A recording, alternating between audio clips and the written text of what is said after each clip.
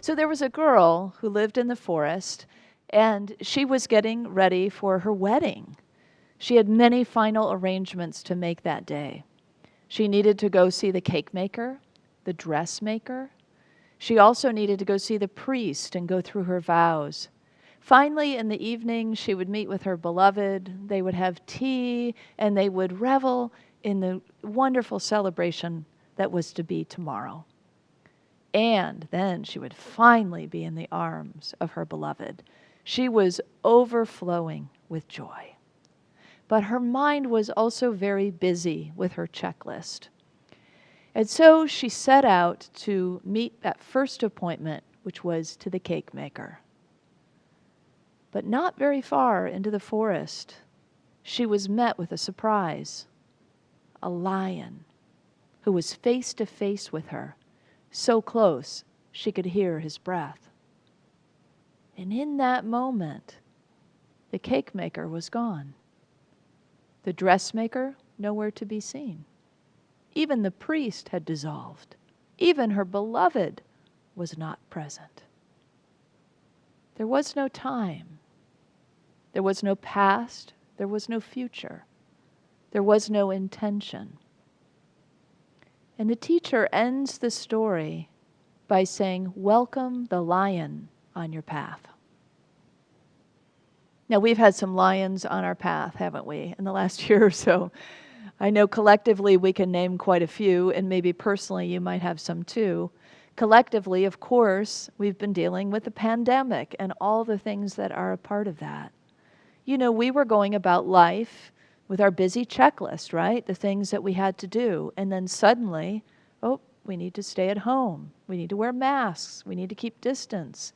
Some people even were laid off from their jobs or completely lost their jobs. Some had to be brave and go out there on the front lines every day. So there was lots and lots of things to deal with. Lots of, if you will, lions on our path. There were others, of course, too. Just, this weekend is the anniversary of George Floyd's killing on Memorial Day. And that shook us to our core, that caused protests worldwide and all kinds of social unrest and awakening that occurred. Not part of our regular routine, our checklist, our plans. And so many other things that might have occurred for you as well. Then we got around to this year, and January 6th, many of us couldn't believe our eyes that suddenly there was an insurrection at our Capitol, and people were scaling the walls of the Capitol. All these surprises, all these shocks, like lions on our path. And then, in those moments, we become present to what is right now. But that lion, that roaring of the lion, right, shakes us out of our sleepwalking, awakens us. That's why the teacher says, welcome the lion. It's the aliveness of the now moment. In this series, we're mastering the art of certainty. And as we master the art of certainty, we accept the fact that change is natural to life. Even surprises are natural to life. And with it, we become aware that feelings of uncertainty are inevitable, and we make friends with that as well. They are not our enemy. These surprises, these feelings are not our enemy. And so we don't resist them. We welcome them. We allow them. We see the gifts that are brought to us, the spiritual gifts, the opportunities that are here for us. And one of these gifts is packaged as the presence, also known as the present or the now. While it's often said that nothing stays the same except for change, it can also be said that one constant we can count on is it's always now. It's now, right? And now, and now. And so that now, that moment, that present moment is an opportunity for us to access the underlying presence. But like that young girl, I don't know about you, but I'm very much like her, in that I tend to live as if this moment is an obstacle to the next. It's an obstacle to get through to some future moment, to some future place. If you feel like that future moment that you need to get to is more important than this one, then we miss the fullness of life that is offered to us. Eckhart Tolle, the author of The Power of Now, amongst other books, says that almost everyone lives like this, and it's a super dysfunctional way to live. He said that we live this way, but then the future never actually arrives because it's always now. It's always present. So in the present moment, the future arrives, and then it's now. Does that make sense? When we live for the imagined future, we generate a constant undercurrent of unease, of tension, of discord. But when our attention moves to the present moment, to what is here and now, we become alert, as if we've just woken up from a dream. Our mind is alert. Our mind is focused. Our heart might be more open. Our body is present. And so that alertness, that waking, is the waking of the dream that we have dreamt, that we have created, the thought dream that we have made. And when we wake up, there's clarity, there's simplicity. And we get to enjoy the moment just as it is. Not something to get through, not something to fix, not something to change, just enjoying it just as it is. So when we live in the present like this, anxiety melts away. Something that, I don't know what the psychological studies are saying, but I know what my intuition says, and probably yours too. Anxiety levels have gone through the roof in recent years in our society. But the presence, the practice of the presence, will bring them back down, will allow them to melt away. And we can feel then at home wherever we are. That sense of home is a sense of peace. It's a sense of contentment. It's a sense of relaxation. It's easy to confuse the now moment with the content of the moment. But it's a really important distinction to make. Because there is content, of course, in any given moment. I mean, right now, when I become aware my hands are moving. I become aware of my feet are solid on the ground. I become aware that there's a camera in front of me, and that in my mind, I know that you're on the other side of the camera. Right behind the camera, though, is Peter, who's operating the camera today. And so we become then more aware of the content of what is happening around us. That's kind of a step into the fullness of presence. We slow it down and we become more aware of the details, the sounds, the sights, the sensations, the feelings.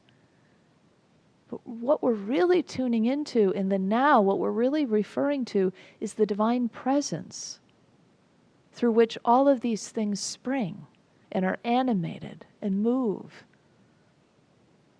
And so it's that we're looking toward.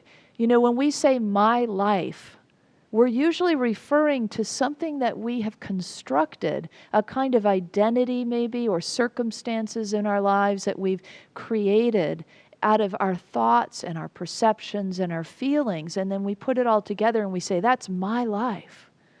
Or we say, this is me. I am this sort of identity that we've created, a personality, and it all comes out of these perceptions and thoughts and feelings of how we want to be and who we think we are. But none of that is really the truth of life. Life with the big L, right? The life that is the underlying presence that animates us. That's the life that we're accessing when we get present. That's the true life, the one pulsating life of the universe, the heartbeat of the universe, the breath of God breathing us. That's where we go when we move through the content to this deeper understanding of presence. And for ourselves, for who we are in truth, we move into that I am truth. That's the true self, right? The ultimate self. That is an unchanging self. It can be different aspects of that one I am. But it is, I am the presence. I am the power. I am the consciousness. I am. And so as we say these things to ourselves, these kind of affirmative statements, this is a practice that helps us shift into what is true, what is me, what is life. So maybe you want to say some of those. I am consciousness. I am presence. I am life. I am. Any of those will help you shift. If you're having a difficult day, if you're mired in what you would consider a problem, if you're getting upset on the highway or in the grocery store line, you can just say, remind yourself, I am. I am. I am consciousness.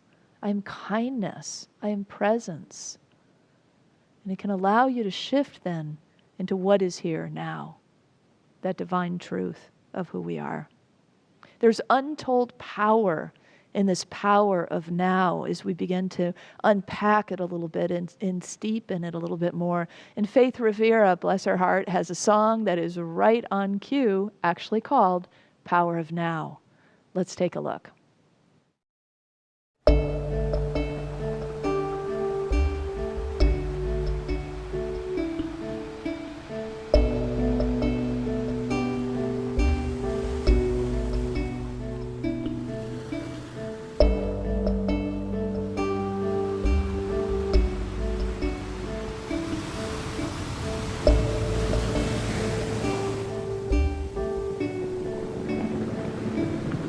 Power of now is always present, nowhere to be than where you are. The power of now flows oh so gracefully.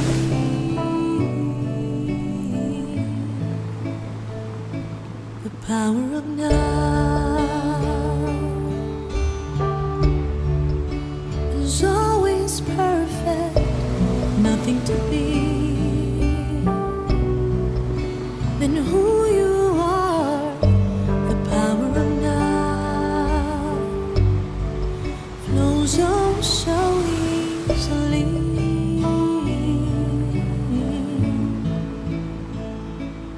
Be willing to let go of everything you think you need to know. Oh, be strong enough to let go of everything you think you need to control. For everything goes away. Let everything wash away. The power of now.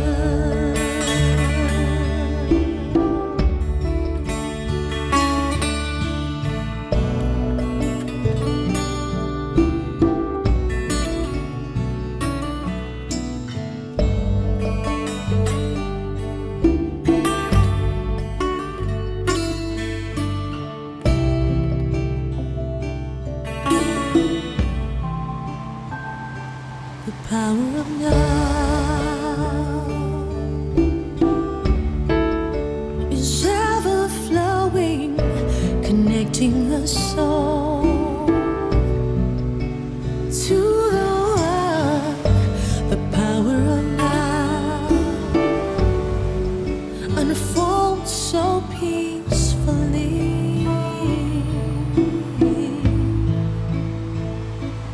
Be willing to let go of everything you think you need to know. Oh, be strong enough to let go of everything you think you need to control. For everything goes away. Let everything wash away. The power of now.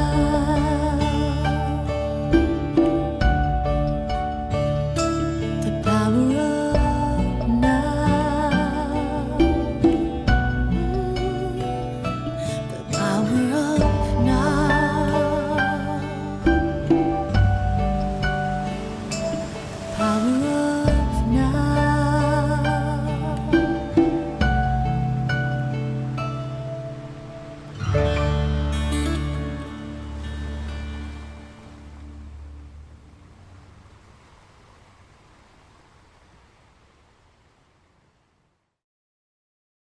So we know when we access this power of now, we know when, right? Now. But how do we access the power of now? That's always the question, isn't it? How do we work the spiritual principle? How do we practice it so it can become a part of our everyday lives? Well, here's one thing that's super easy that you have with you all the time, as long as you're alive: your breath. In every meditator's toolkit is the breath, because it's something that we can anchor in, we can go back to, we can see, we can use, we can expand energy, we can expand the body, we can open up the heart, we can relax the mind. The breath is our friend. And paying close attention to it, being conscious of the breath, is a gateway to greater mindfulness and to access this divine presence we're talking about today. And so if a lot of times if we check in, well, it's not that we've forgotten to breathe exactly, but sometimes you kind of, if you're feeling tense, there's sort of that sense of holding your breath, or just breathing maybe more shallowly than is great for you. So just tune in for a minute now that I'm talking about it and see kind of what's happening in your breath.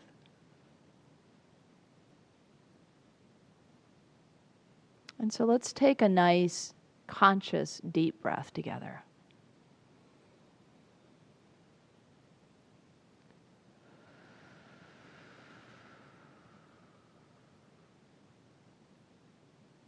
How's that feel? You might notice that you feel maybe more relaxed, more open. Sometimes taking maybe 1 or 2 or 3 of those can shift everything. So when you notice yourself feeling tense, maybe in the midst of conflict, you don't like somebody just said something to you that you're having a reaction to, just by taking a breath, you can begin to access the presence. And then everything shifts. Also, maybe your response. Brenly, my partner, loves to create. And for a while there, she was creating barnyard signs out of old barnwood from the ranch that we used to live on. And she created this one for me that's based on a Thich Nhat Hanh quote. It's so simple, as Thich Nhat Hanh has a way of being very concise and wise. It says, breathe in, period. Breathe out, period. Smile. Now, when we give gifts to someone, sometimes we get to be the beneficiaries of that as well, right? So by giving me that sign, it's not only a benefit to me, but it's a great benefit to my partner that I follow the sign, right? And so try it with me. Let's breathe in. And when you smile, you can smile big, or you can just smile what feels natural right now, which might be more like a hint of a smile. So breathing in, breathing out, and smile. Feels good. Like when you even just smile on they say like hundreds of muscles I think it takes to smile, it kind of creates that smile in the whole body, or the smile in the heart. These are such simple ways for us to begin to slow down, to pause, and to access this divine presence that sometimes might feel elusive, yet is just right here, a breath away. Another thing that we can do is just through the observation in nature of different things can begin to bring us into this more open and alert state. The other day, I was just sitting out in the middle of our yard, and I just started looking up, and the clouds were drifting by. And I spent about 10 minutes just looking at the sky, watching the clouds move around, and they would come together, and then they'd come apart, and then there was that vast sky behind the clouds, and it was the most relaxing thing. I felt so content and so at peace. Such a simple thing. Pema Chodron says in her book, Living Beautifully with Uncertainty and Change, that the true nature of mind is vast sky, and thoughts and emotions are the clouds that obscure it. So with that in mind, if you begin to think of say in meditation practice or just in a moment like that where you may be sitting outside, you can begin to be the witness to the cloud thoughts as they go by. Instead of hooking in, I wasn't hooking into the clouds when I was watching them. I wasn't getting attached to them. I wasn't telling a story. I was just watching them fall apart. And that's what happens if we just watch our thoughts instead of hooking into them and getting attached and creating a storyline. We watch how they just sort of drift apart and dissolve. And then guess what? We get to see the vast sky of divine mind. We get to feel ourselves as a part of that, connected to the divine intelligence of the universe. One with it, in fact. So breathing, observing nature and thought are among these practices that help us access the presence. But that's half the equation, right? Accessing it is half of it. And then it's living it. It's living from it, right? It's almost like we just did the Buddhist side of teachings, the Eastern philosophy, and now we're going into the West. We're going into our new thought teachings. It's living it, right? We got to live from that presence, speak from that presence, act from that presence. We have to access it first. You have to slow down and get quiet to access it first.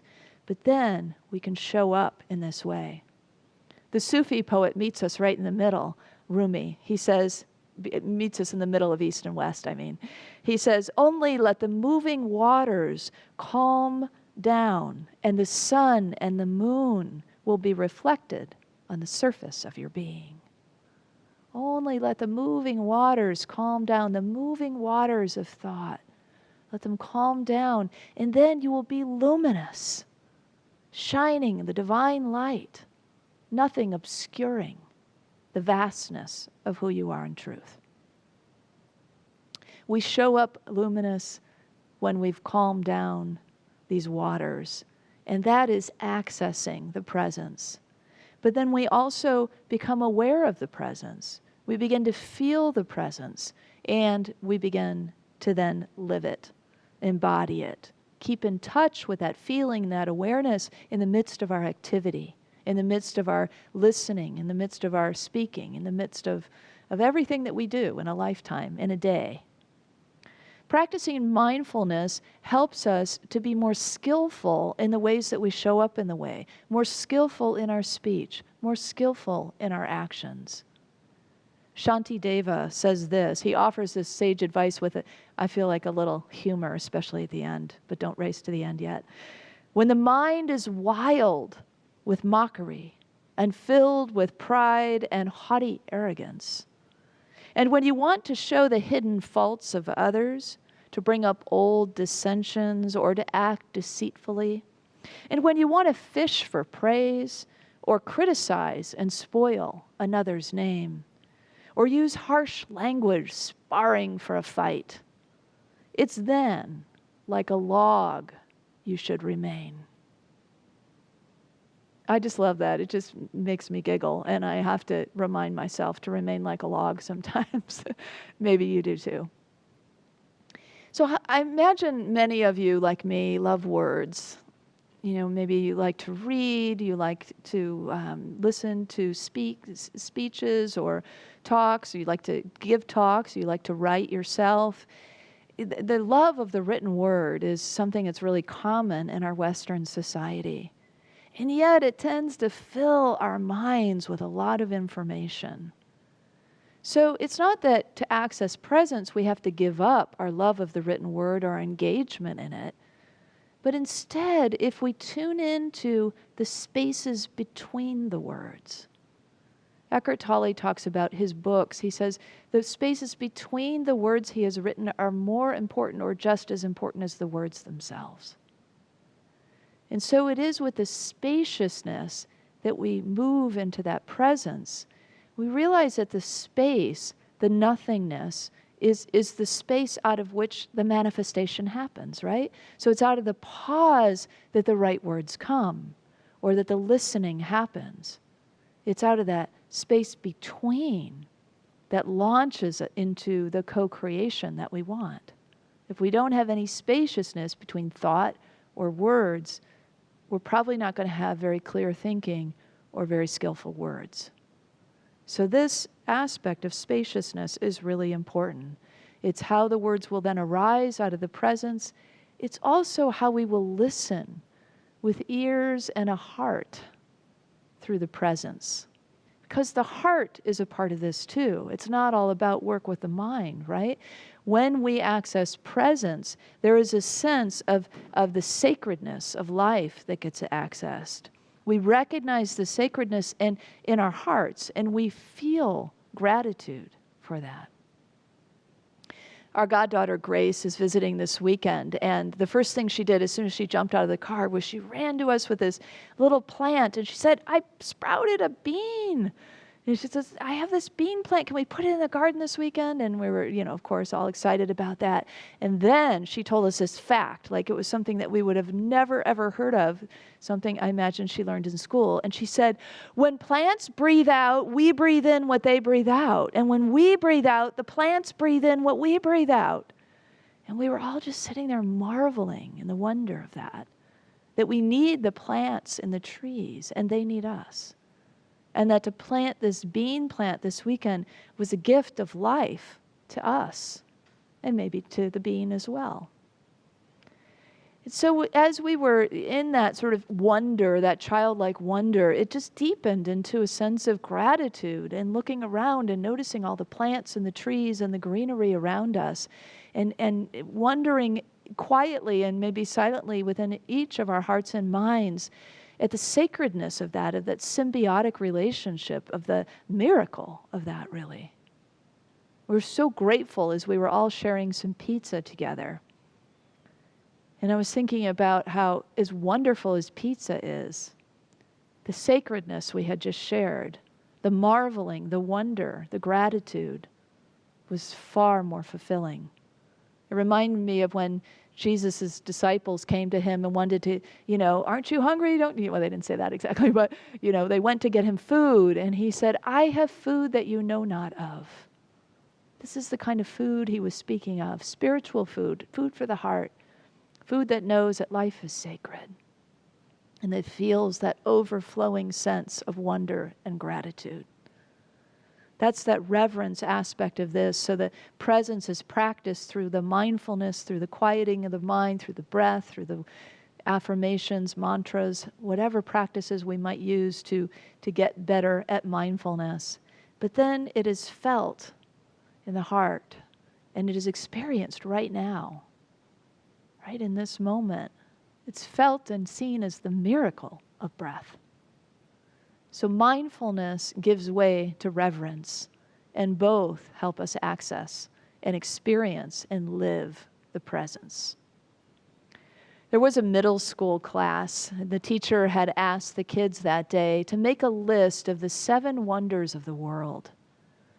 The kids all had slight differentiations on their lists, as any of us maybe asked that question would have, but they were supposed to list what was current. And so as the teacher was moving around the class and picking up the list, she named some of the things that she saw repeated on the list. Things like the Great Pyramids of Egypt, or the Great Wall of China, the Grand Canyon in our own country. And these types of things that are kind of a common that we understand. The Taj Mahal was one of them as well. But she noticed that there was a young girl in the back of the class who hadn't finished her list yet. And so she said, "Oh, do you need a little more time to finish your list?"